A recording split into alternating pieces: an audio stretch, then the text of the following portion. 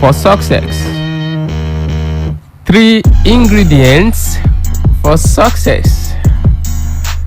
3 ingredients that you must have, and you must know how to mix them in the right proportion to have a delicious meal called success. And the first one is defining moments. Defining moments. Monumental moments. Defining encounters. Crystallizing experience. Now, when we talk about crystallizing experience, these are moments, they are encounters, maybe the point of reading a book or watching a performance that strikes a chord in you to do something. These are moments where you feel one with a particular thing. These are moments where you feel one with an activity. And anytime you see that activity, it becomes one with you. And when you get yourself to the point of performing the activity yourself, in every step you take looks as if you've taken them before. There was a young child at the age of 4. She heard over the radio the sound of a cello, and immediately she heard the sound. She said to her mother at the age of 4, she said, "That is the kind of sound I want to produce." And he ended up becoming a pro in playing cello at a very young age. Defining moments, the point where you come in contact with that thing that you are born to do, and immediately you come in contact with it registered with something on your inside, and that is your thing. When it comes to defining moment, I wasn't left out. At the age of 17, I've always been listening to Sam Adeyemi, but that particular day I was listening to him, watching him on my daddy's desktop, and as I was watching him, one strong desire was rising on my inside. I was becoming high and high. I was at the peak of ecstasy, and I was like, wow, I want to do what this man is doing. It was as if he was hearing my voice, and he said, "There's somebody listening, watching me now." And that's how people will listen to you and watch you all over the world. I need no angel, I need no prophet to tell me that he was actually talking to me. That was my divining moment. That was my divining moment, and that was how I got to know that, okay, I must share these principles of success with people anywhere, anytime. So defining moments, you need it to back that success that you want. Once you have that divine encounter that will open your eyes to your gifts, your potentials, to your talents, you will keep on striving to make things happen or to make nothing. But when you know what you are to do, it becomes easier. Defining moments.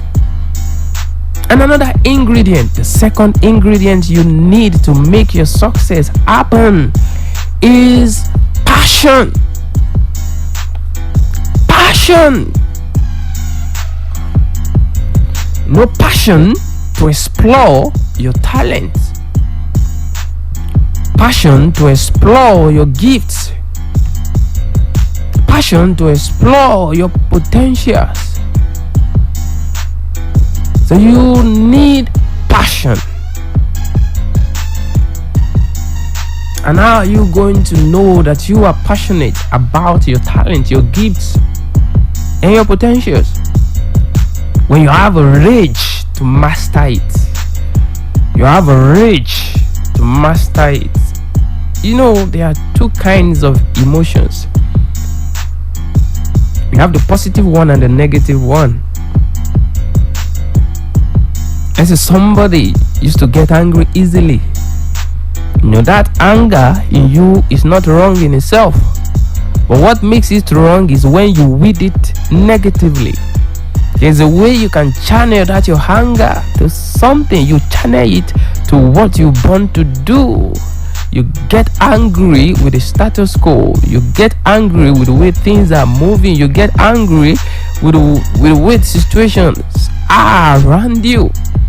So you know you are passionate when you have the rage to master your talent, the rage to master it in such a way that you practice and practice and practice until you emerge the best in your line of endeavor. How are you going to know that you are passionate? When you have an intense and a sustained drive for excellence in what you do. You have intense desire to always improve. Then you are passionate about what you're born to do. And when you are working hard, some people says you need not to work hard if you can work smart. Yes, I also believe in working smart. Why?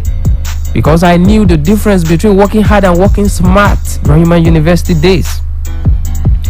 I entered the university with the intense desire to graduate with a first class. So I only have 3 places to go. I live a triangular life: lecture hall, the library, and fellowship. So I was reading. I can sit for 10 hours reading. I read. In fact, I read my butts off. I was always burning the candle. That's working hard. So I sat for all the exams. There was a particular course. A student, a graduate of Federal University of Technology, we recognize what I'm talking about. It's a course called Matter 111. The material, I got the material. I read the material. Not once, not twice, not even thrice. I finished. I devoured the thing. So I went to the test. I took the test.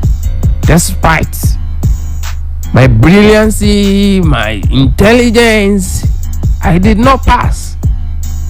I still did not learn. Sat for the exam. The same thing happened. I ended up with an E in a 3-unit course.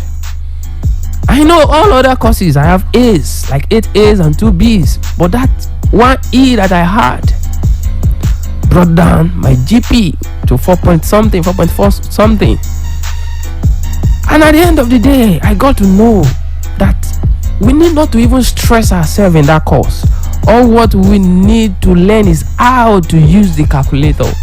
And if you know how to use the calculator and just press in the parameters needed, that's all you need. You have the answer and you click and you go and you have your A. But I don't know. I was working hard, but I was not working smart. So I know the difference between working smart and working hard. But I want you to know today, smart workers, you are passionate about a thing when you can work hard and working smart at the same time. So you are passionate when you can work smart and hard at the same time. So the question is, how passionate are you in that thing you're doing right now, in that thing that you believe is your thing, what you're born to do? Are you working hard? Are you working smart? The answer will tell you whether you are passionate or not. Ingredient for success. And if it's okay, I'm passionate. The question is, there are 2 types of passion. The first one is the compared passion. The obsessive passion. It is the kind of passion that is driven by external factors, driven by competition, driven by the desire to overtake, driven by the desire to prove a point. No, this type of passion won't last. In fact, it leads to destruction. So that's not the kind of passion you should have in your line of endeavors if you want to back that success that you desire. What you need is harmonious passion This is a passion that is impelled. This is a passion that comes from within you. A passion that comes from recognizing what you're born to do, what you love doing, and spending the rest of your life doing it. And this is the only way that you can last. This is the only way that you can replenish yourself even after working hard and smart. Harmonious passion. Now, the third ingredient you need for success. The third ingredient you need to back that success that you need is the companion of passion, and I call it inspiration. You need to be inspired. You need to be inspired. Thomas said this instead. He said genius is 1% inspiration and 99% perspiration. Genius is 1% inspiration and 99% perspirations. You know, success comes when you are inspired and you keep on being inspired. So inspiration is you maintaining your momentum. And you know, inspiration is the springboard of creativity. We all get inspired at one point or the other in our life. But the problem is maintaining that inspiration. You know, you listen to a speaker and the speaker pumps you up and you feel like taking the whole world on. You attend the seminar and it looks as if you should make your first million immediately. But or for you to leave the seminar and get into your house and you discover that emotional rush is no longer there. You no longer feel the emotions you felt. The problem is you are yet to learn how to keep the battery of your inspiration up. Now the question is, how can you get inspiration and still keep it with you? The first thing is you must learn what I call evocation. Evocation, you know, you must learn to fan your inspiration to flame. You let it evolve. You fan it to flame. You know, you can't expect to get the heat when you are not putting the wood in. So to get the heat, you must put the wood in, and that's what you have to do to your inspiration to keep on being inspired. And how can you do that? You always bring yourself in contact with books, with materials in the line of your passion. You know, you read first thing waking up in the morning and you read that same material before you retire to bed. Pump yourself up by reading the right materials, and from there you get insight that will keep your mind fresh, that will keep your desire fresh. And also you get around inspiring people. You know, there are some people that you cannot move near them and you will not be inspired. The only way not to be inspired is don't get around them. But in as much you are around them, you just must be inspired.